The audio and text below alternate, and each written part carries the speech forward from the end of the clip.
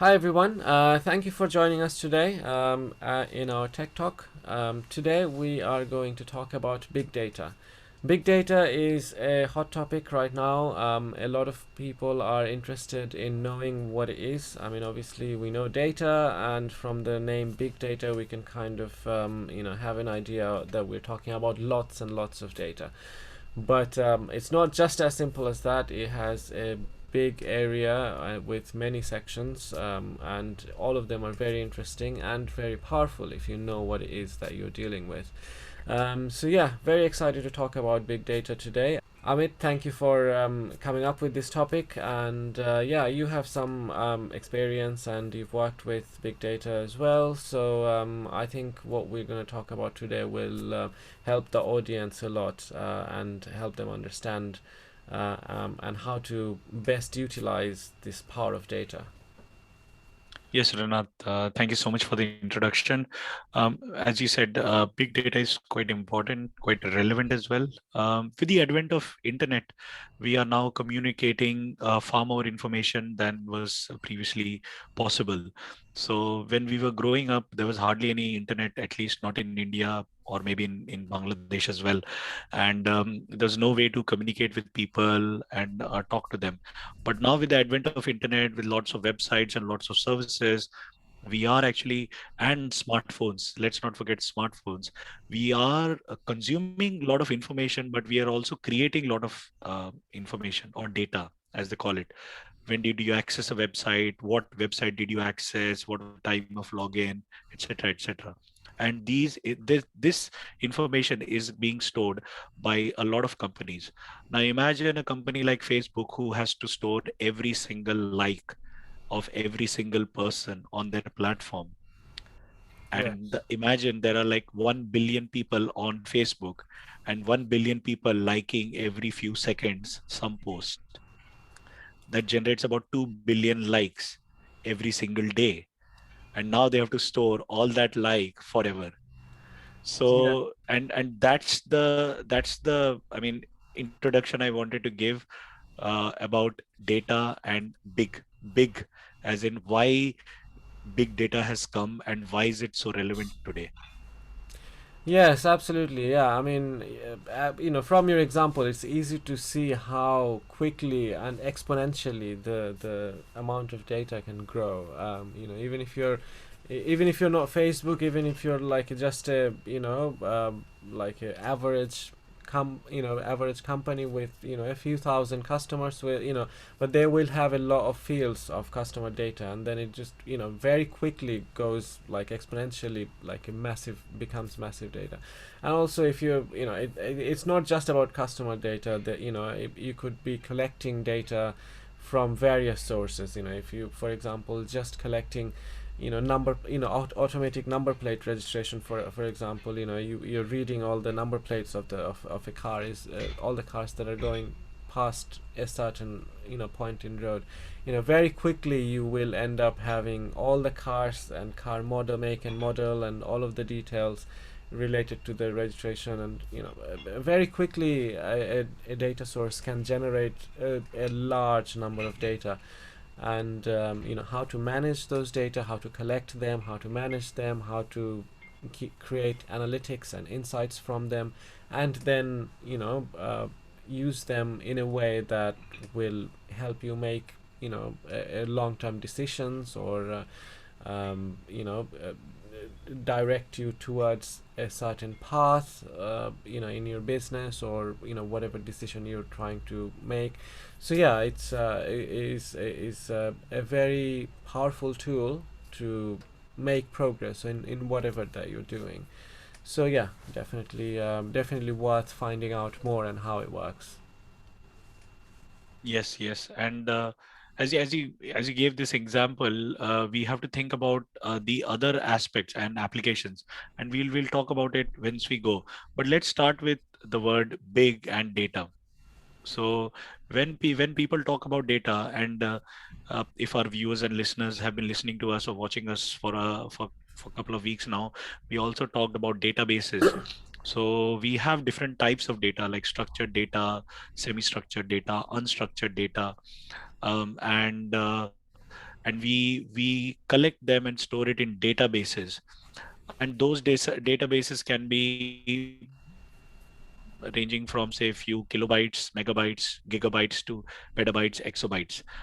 And what we are interested in data that is vastly bigger than traditional databases and vastly more complex as well, and also being created at a very high rate.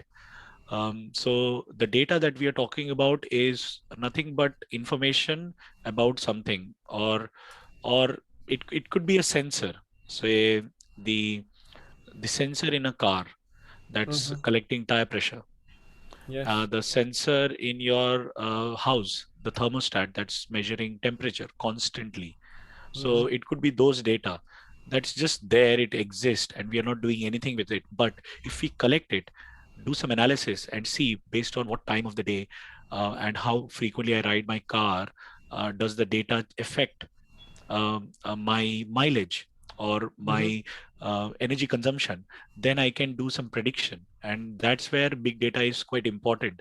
So when you have so much information or data and you can do some predictive analysis on it, then it becomes useful. And that's why it's quite relevant in various industries. So yes, so that's big data.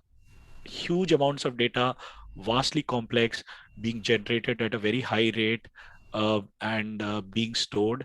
And then organizations, individuals are running some analytics on top of it to predict what could be the next outcome, and or what could be the behavior of a person who's buying a product on their shopping platform.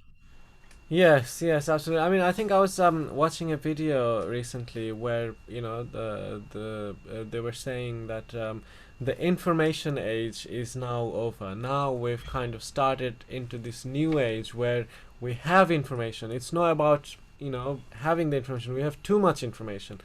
How to sort through those information, filter out the noises, and how to sort the information. This is the new age. This is what would make or break a business idea, or make a person successful in their project or whatever, is how good you are in filtering out the information you don't need, and use in a very use the information you have in a very effective way to take you to the next step. So yeah, information right now gathering. Yeah, obviously there is still a lot of science and techniques involved. We need to know how to gather meaningful data, but then gathering has now become easier. But now, how do you use those data is becoming more and more, influential. Yes, and that's where I think some of the topics that we have covered recently come into picture, like big data, database, machine learning, artificial intelligence. So we are generating large amounts of data, and it's actually quite impossible for humans to go through all that data by themselves and then find patterns, and then based on those patterns predict and create algorithms for prediction. So we have machine learning. So we feed all that data, the machine goes through it, the algorithm goes through it, the software goes through it, and then we develop some intelligence, and they make some predictions, or they find some patterns in that data, and they help humans to make certain business decisions, or they find some certain outcomes, like, okay, because of this and this, I should be doing that, things like that. So we'll talk about applications a bit later, but this is, I think, one of the most important features of data, that what do you do with it, and why do we need, and how is it related to the other things that we have already talked about. So database, machine learning, artificial intelligence, they are all connected, because we are now generating so much data from so many different sources.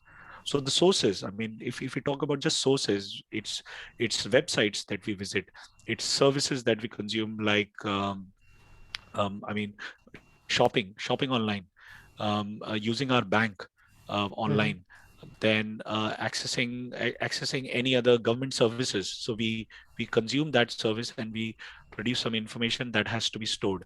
Then using our smartphone, so we use our smartphone constantly, so that generates a lot of data.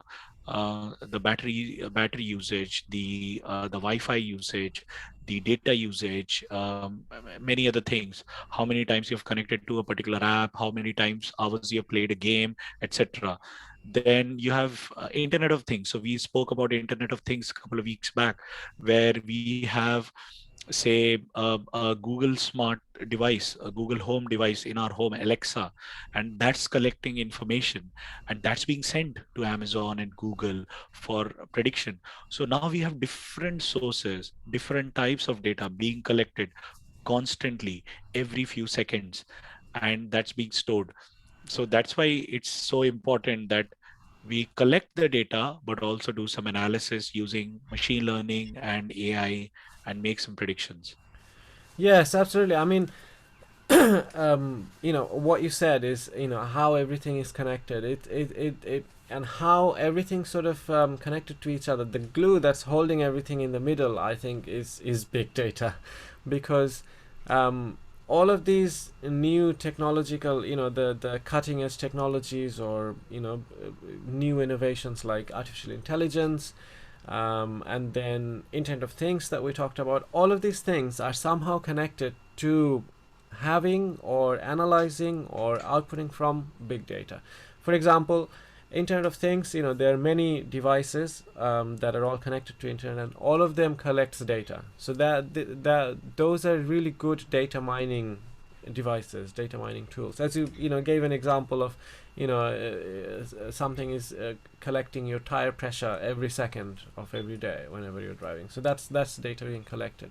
And then artificial intelligence or machine learning just have it in its name. It needs to learn, and in order to learn, it needs lots and lots of data to understand the pattern, and how these data sort of tell a story over time. And for that you need data. So yeah, big data is sort of in the middle, connected to all of these other technological advancements, and feeding all of these things with the insights that we gain from it. So yeah, is very important to understand big data and what can be done with it because of it. Whichever topic you want to specialize in, if you want to go in embedded electronics to create devices for Internet of Things, or if you want to do artificial intelligence, if you want to create robot or some sort of automation, you need data to feed it to and so any of these cutting edge tools that you want to learn about, you need to deal with data. You need to not only data, you need to deal with a large amount of data. So that's why it's important to know big data. Whatever it's like, whichever discipline you want to study in school, if you want to become a lawyer or an accountant, or you need to know numbers. You need to know basic mathematics, regardless of whether it's a science-based subject or a commerce-based subject. You need to know numbers. So it's like that. So yeah, absolutely. So yeah, let's start with the different aspects of big data. I suppose Amit, you were talking about I think 5 V's of big data, or so Yes. so yeah, let's talk about that. Yes, Renat. So the five V's, actually three V's essentially: the volume, velocity, and the variety of data. So these are the V's, and then you add two more, the variability and the veracity.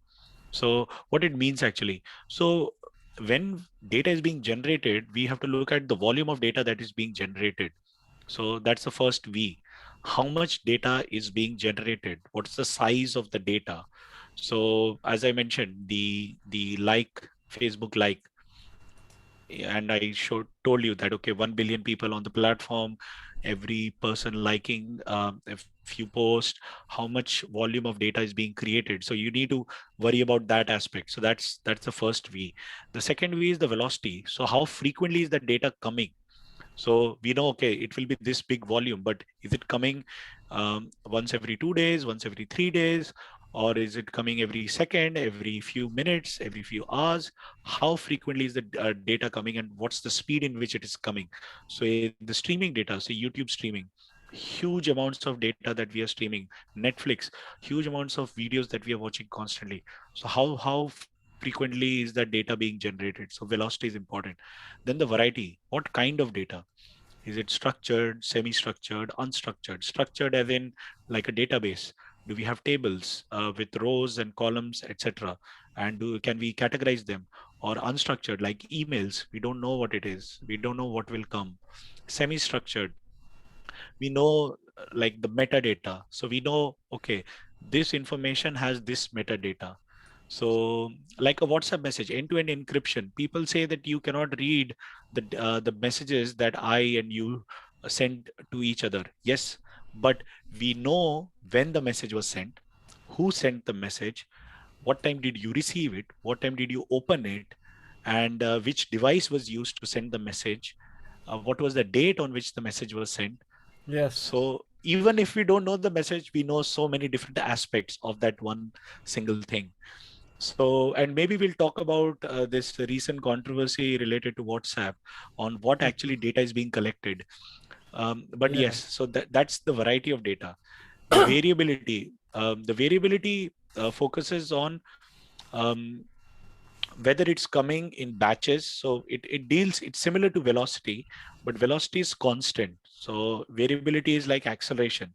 Sometimes Right. the volume will go up, the volume of data will go up because of some event, like a football event Hmm. or a live telecast that will create a lot of people coming in onto a platform. A Diwali, like a festival, will create a lot of sales. So then the data will be huge.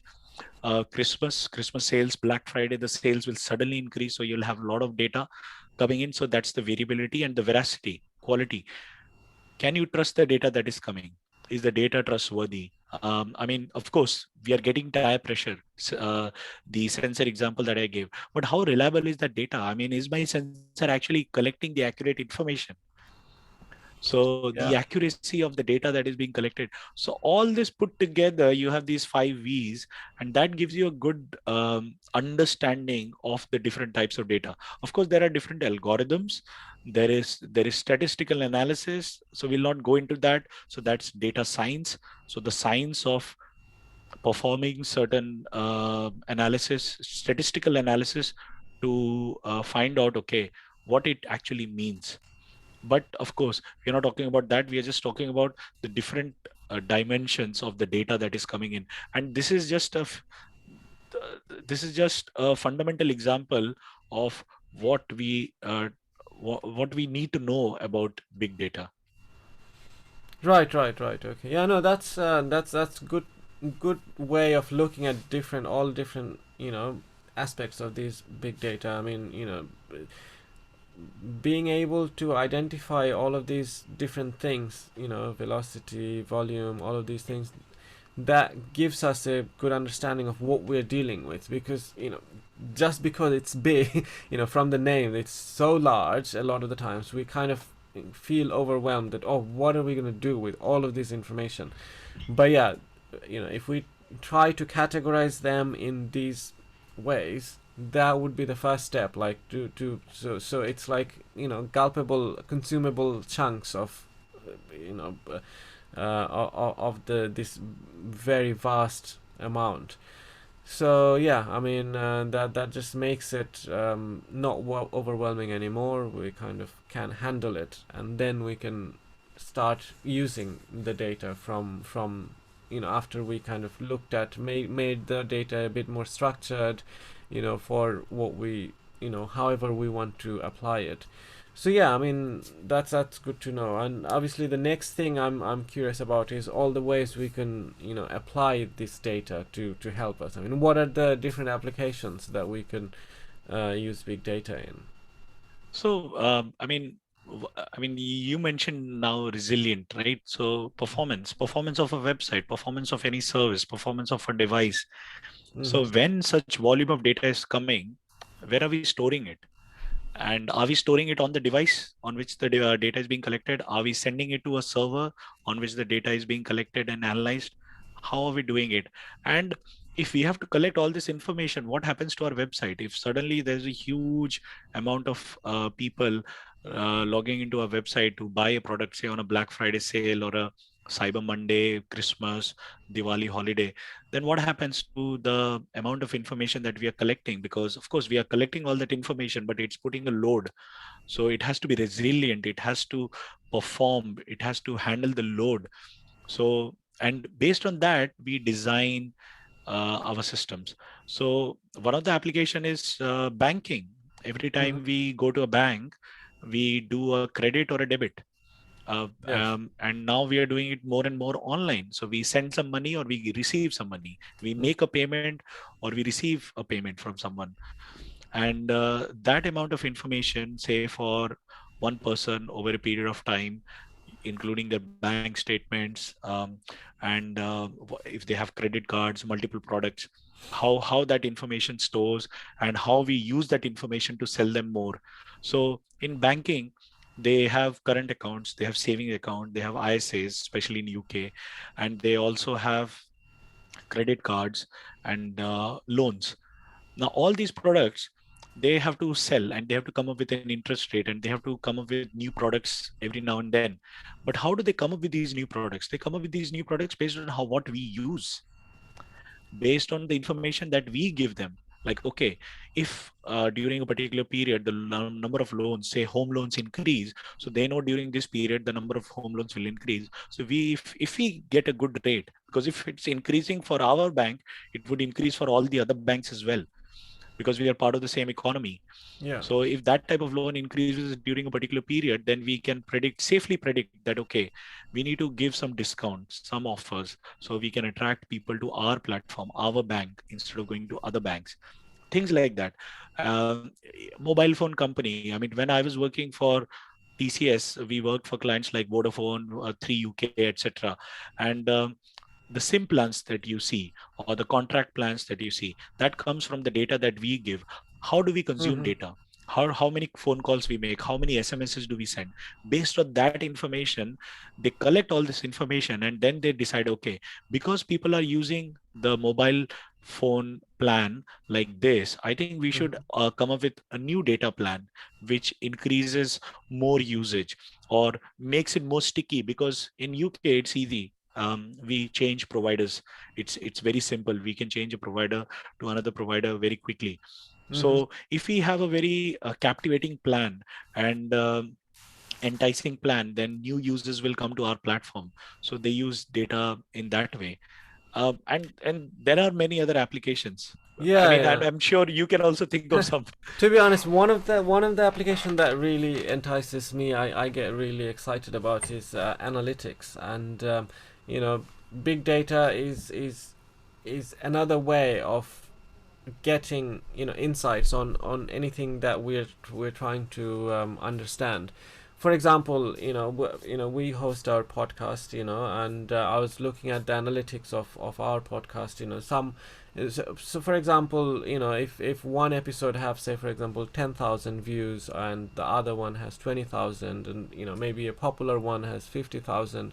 So based on that, we want to see that what our audience is more interested in, and what are the topics that are helping people understand more, and maybe also the geography, which are the countries that we're more listened in, etc., etc. So analytics is very important, and a lot of the times businesses also try to improve their product or try to be interactive with what their customers want.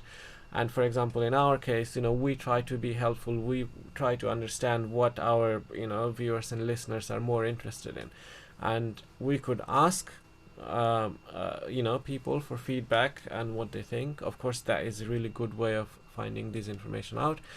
Also, businesses can ask their customers for feedback. How can they improve their product, etc.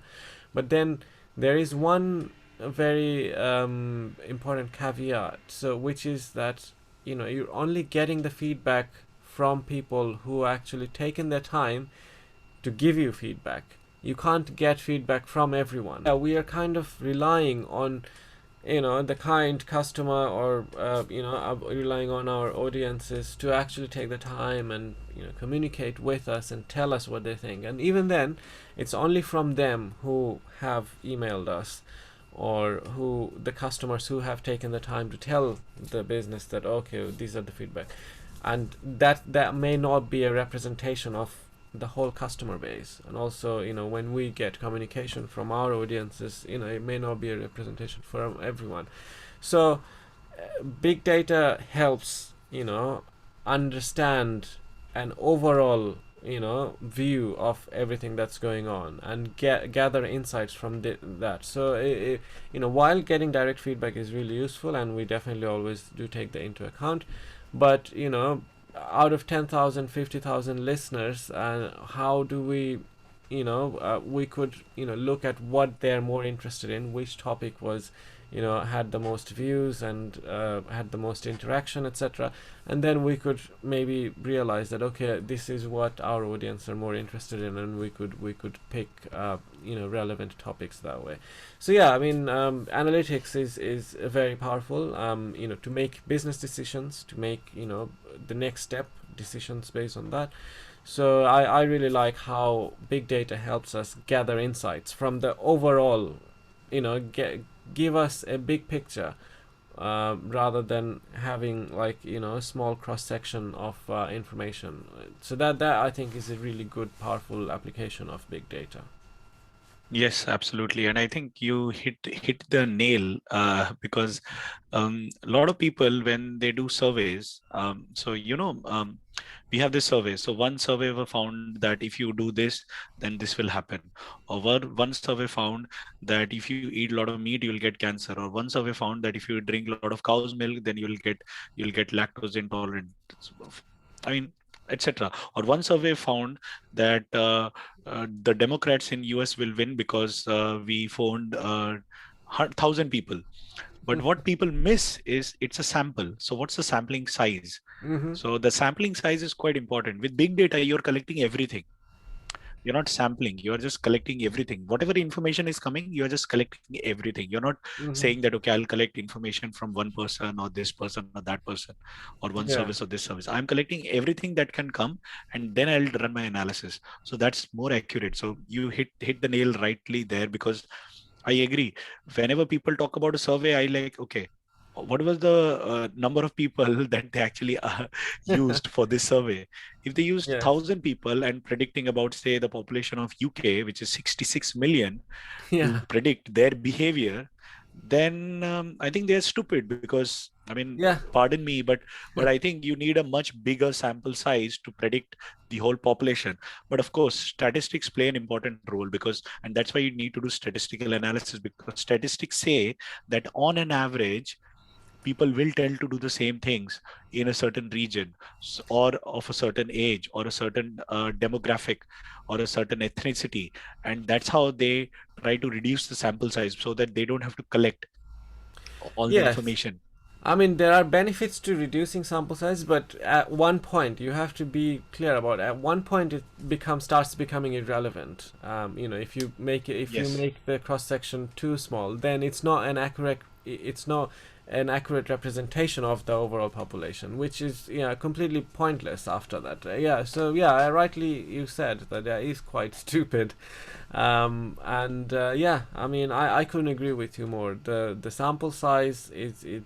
I mean, sometimes you probably don't want to, ask like all 65 million people in the whole UK population, because that would be very costly to get an information, which will give you so you have to justify the cost. I mean, you can't.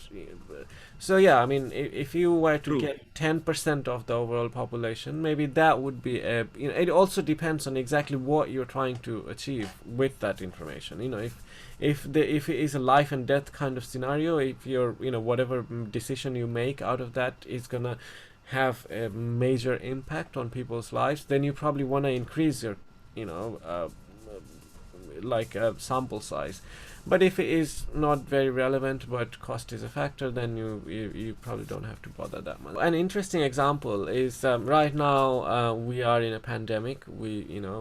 A lot of data. I mean, in terms of how data goes, how data helped us. I mean, throughout this pandemic, it is a really ideal example of all the way we use big data. I mean, you can go to sites. I mean, Wikipedia has a central hub of worldwide everyone who's being infected right now, how many deaths there are, and how these things relate to the social changes and the regulations, how different government put in different measures to tackle the virus, etc., and how how it worked, or whether it worked or didn't work, that kind of thing. And right now, obviously, the vaccination has been rolled out in UK. A large number of people has already been vaccinated. So, I mean, the example I wanted to give is how a cross section, the sample size matters, is because with the number of people already infected in with coronavirus, out of the whole UK population, I think. Okay, so this is the thing. You can't quote me on that because I don't know the exact numbers off the top of my head. But I think 1 in 10 people have, or 1 in 50 people, I think. Now, in my circle, I know 50 to 100 people, but out of the 50 people I know, no one actually I know who has been infected. But there could be another person who knows 5 people out of 50 people who got infected. So if they were to take me as an example, I would be a really bad example because I just didn't happen to represent the overall population. Again, 17 million people have been vaccinated, which is 1 in 4 people. I don't know anyone around me. I mean, to be honest, I'm actually a very introvert person, so I don't really have a lot of social interaction. So so that's why I would be a very bad example, in a sample size, or in a cross section. I would not represent what everyone else in the UK population is facing, because I have very little interaction with the rest of the world, being an introvert, etc. So this is just an example that if you were to take 10 people like me, and then say that, then you would kind of end up with a result which will say, there is no coronavirus because these 10 people don't know anyone, or there is no vaccine rollout because but that Yes. would be wrong. That would be wrong. So that's why it's so important to important to understand what should be the right sample size to which will represent an accurate insight on the data. Yes. I think again you brought out a very valid point that your source is very important, and you can't trust all the sources, and you have to take everything with a pinch of salt. And that's where the surveys sometimes get things right and wrong. And it's interesting because COVID has affected all of us. I mean, and Mm-hmm. right across the world. And we have the stats like how many people have got infected, how many people have passed away, how many people have recovered, and how many people are not getting infected. They are asymptomatic. So, and all that information is actually helping. So, healthcare is again one big example where big data is being used now, Mm-hmm. and everyone is doing their analysis, and the governments are making predictions and making everyday decisions based on the data itself. And that data is huge. They're collecting information from all the hospitals and everywhere. And yeah, and I actually wanted to give a very different example. Mm-hmm. Human beings, we are very bad at predicting weather, right? Yes. So we can't predict what the weather will be like tomorrow. And for that, we need information. And where do we go for that information? We go to website, say bbc.com, NASA, or some other websites that people are familiar with. But how do they collect information and how do they predict weather? So weather is very simple. You measure the temperature, you measure the pressure, you measure the humidity, you measure a few other things, and then you can safely say that, okay, tomorrow it's going to be dry, tomorrow it's going to be wet, tomorrow it's going to be cold, tomorrow it's going to be hot. But in order for them to measure temperature or pressure, they have to do it at every single point on the planet to make it accurate, right? but they can't. So they have a big area. So they maybe measure, the minimum they can measure is a 10 square kilometer. So in a 10 square kilometer area, they will say the temperature is 1 degree. Right. So it represents a 10 square kilometer area. But in order for you to make accurate prediction, maybe you have to go to 1 square kilometer. So now you have to have more devices.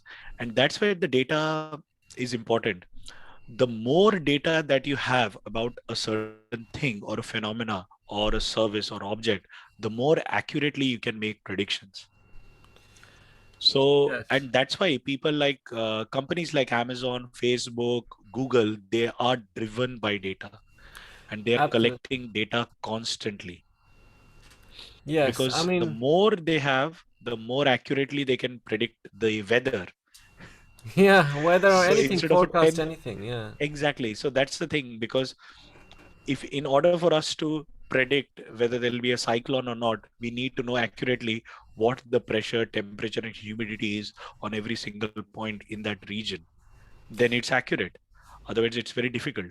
Yeah, I mean, data has become the currency nowadays. Whoever has more data, whichever business has more data is, set up for success because they can use that data to forecast anything and, the things that us human not even intuitively thought about, they can forecast it. I mean, there are various companies, not just Facebook or Google, obviously they have a lot of data which they leverage to make progress in their business. But then there are other businesses that we don't know about. But if you see their revenue and return, like millions and billions of dollars and pounds they're doing. And if you go a little bit deeper, dig a little bit deeper, you'll see that they have a lot of data, collection, or they have the facilities to sort of process all of this data. And again, it is very costly, so you have to do the right cost benefit analysis, whether it's worth it. I mean, just to going back on the example you just said, that for weather data you could have um, 10 square, did you say 10 square kilometers? 10 square kilometer and 1 square One kilometer. square Yeah. kilometer. So you might think that, okay, yeah, we have currently 10 square kilometers, and it would be ideal to get data as accurate as 1 square kilometer. So okay, well, we could afford 9 more of these devices.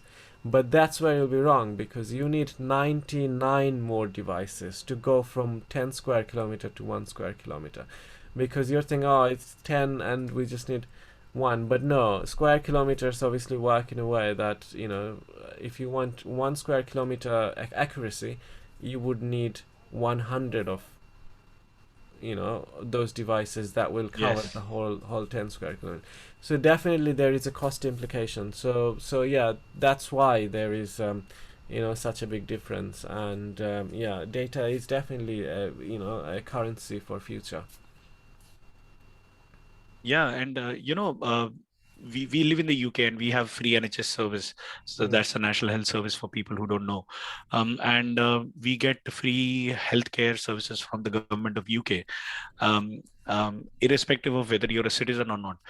And the amount of information that the NHS has is huge, because they hold the patient data, they hold the amount of hospital visits that you have had, what's your blood test reports, etc., etc., and all that data is sitting with the government. And there are a lot of now private companies, they are looking to tap that data, and they want access to that data. The simple reason is, if they have access to that data, that they can start selling you products. They can Yeah. start selling you a smartwatch, saying that, okay, based on your heart condition, we'll sell you a ECG monitor. Now it's on your smartwatch, so you don't need to go to the hospital anymore. So if you have this device, then yeah, you're more secure, and you have this data on your device. It's collected to your platform, and your doctor can have access to that data, and you are constantly being monitored.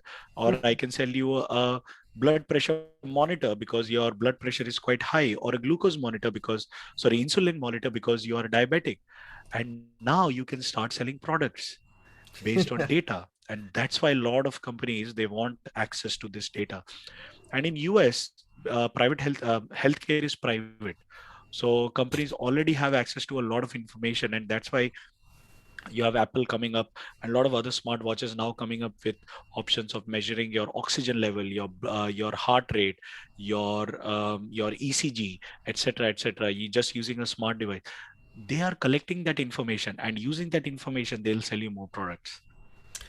And Yeah. that's the most interesting part, because people think that Facebook, Google, WhatsApp, Instagram, LinkedIn, everything is free, but no, it's not free. We are paying them with our data. As you Yeah. mentioned, data is the new currency, and we are using this currency to use these services. Absolutely. I mean, I think I've read this quote a few days ago as well, that if you're getting something free, then you're not the customer, you're the product. And yeah, if you're paying for it, then you're the customer and you're Absolutely. getting a value out of that. But yeah, they're definitely using you in one way or another, and your information is what they're getting and selling to make money. So you're the product who's giving away your data. But yeah, this is obviously infuriating in a lot of ways. How these companies want to use data, very personal, private data, to make their business, like decisions which will make them money. But then there are positive sides of it as well. I mean, it's not, data is not the culprit here. Data is good. You could, the positive way of using this data, for example, NHS, the amount of data that it's sitting on, I feel like they're not utilizing or leveraging this data enough. I mean, if they had enough insights that they could predict, where to have, how to have more distributed hospital, where is more hospital needed, they based on the population and the overall health of this population. And also, nowadays machine learning and AI algorithms are looking for analyzing x-rays and CT scans and MRI scans, Yes. and trying to identify cancers and other health problems from these scans, trying to find a pattern. And they have been really successful, 80%, 90% with success rate, etc. One of the other thing I heard, that when it's augmented with human intuition, like an experienced surgeon also looking at those scans and then augmenting their experience with the AI, then they're even the highest number of success rate, by 96. Yes. Yes. Okay, You're right. I diverged a little bit, but yeah, coming back to big data, yeah, I mean, you could use these data to identify, the right kind of diseases, or if they have cancer or any other problems, very quickly. And also you could get insights on, an overall population, what is it making them sicker in one city than the other. And then they could, the city councils could put in policies in place which will help. For example, they might actually, I don't know, it might be a case that, in one city they have like really poor heart rate, heart health, and then they might see in another city there is a lot of lung problems, based on all the patients that come in. So maybe the the city with lung problem, they might then collaborate with city council, and then they realize that, what, cigarette sales in this city is higher than rest of the city. So they could create more awareness campaigns on the problems of smoking, and try to encourage citizens not to, and stuff like that. And then where there is a heart, if a city has more of a heart problem, then they might encourage more healthy eating or exercising. Maybe population in that city needs that kind of tailored um, you know um, policies and campaigns from their city council. So yeah, the data, if they were used properly, it could do wonders. I mean, we would leap forward 20 years in future if it was used in a really good way, in a good collaborative manner, not to sell it to the private companies, but different government organization, if they could use the data that they already have in a really good way, that would just solve so many problems within a blink of an eye. But yeah, there are positive sides of data, negative sides of data. So what to understand is data is not the problem here. It's the people who are using it, and how they're using it, and what you want to get out of it is the problem. I think yes. A lot of people these days, especially in the West, people are very focused on data privacy, and in the Mhm. East, people are not that focused about data privacy that much. They are, but not that much. And there is a fine balance to the data privacy that people demand, because the data that people are collecting, the organizations are collecting, as you rightly mentioned, the data is not the problem. The data is actually helping them predict and develop new features for the product, which will make our lives even more convenient.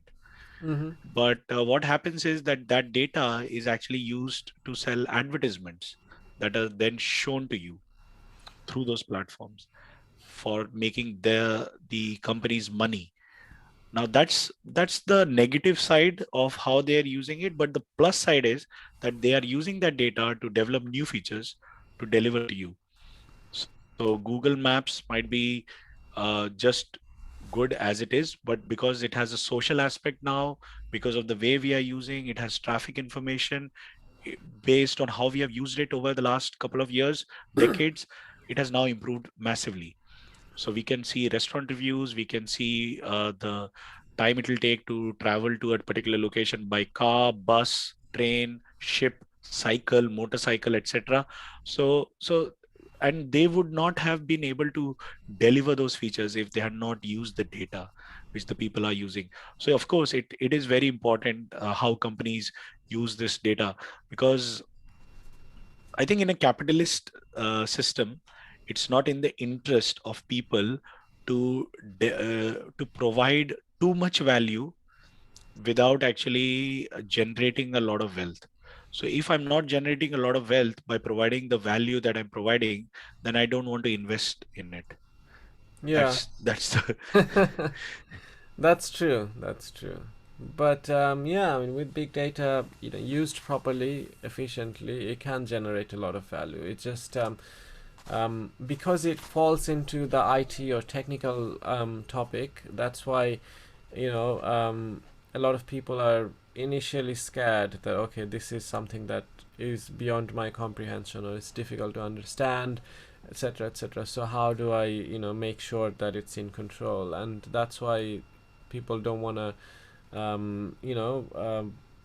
go too technical with the data. But it's not actually too difficult. I mean, to be honest, big data, data science, all of these terms are recent terms in the last decade or a couple of decades. But true.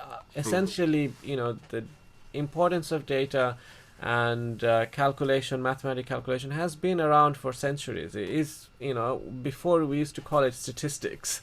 Obviously, we we needed a kind of a reform to understand the current importance of data. So we started calling it big data and data science, etc. But statistics and statisticians are data and data scientists. But yeah, and all of these things, the mathematical tools and processes that we use to gain insights has been there for centuries. I mean, these are maths that has been used before as well, in 50s, 60s, or even earlier, to collect to sort of gather insights from these data.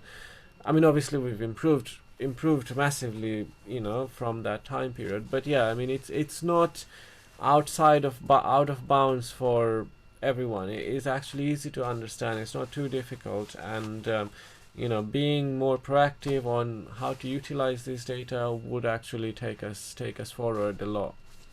And there is a lot of Yes, room for a lot of room for new businesses to grow. And if our audience is looking for a new to come up with new ideas for the next big thing, data is what will give you that information on what you need to do.